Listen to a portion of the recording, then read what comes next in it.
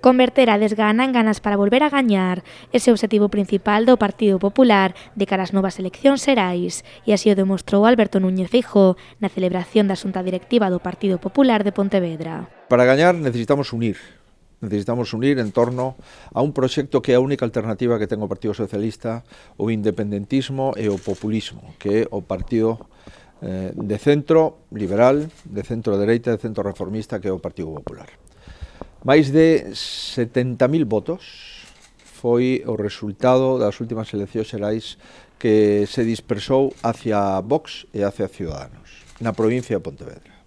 Se unimos esos votos, o Partido Popular conseguiría ganar as eleccións en España e conseguiría iniciar unha nova etapa. Alberto Núñez Feijóo cree que esta nova etapa debe estar baseada na estabilidade política, unha estabilidade que o Partido Popular quere conseguir con María Ramallo fronte da provincia de Pontevedra. Neste eido, o presidente da Xunta de Galicia mostrouse tamén orgulloso de que Ana Pastor pasa a ser a número 2 de Pablo Casado.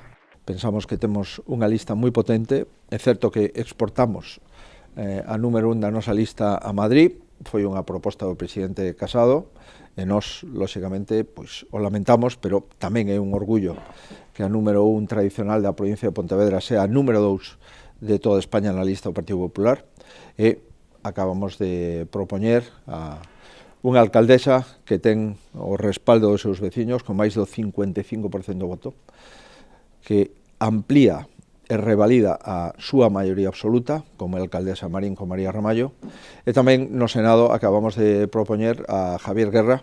Javier Guerra encabeza a lista do Partido Popular para Senado por Pontevedra. Con ele e con María Ramallo ao fronte da provincia, o Partido Popular quere demostrar que o seu partido é sinónimo de estabilidade e que é a única solución para desbloquear España.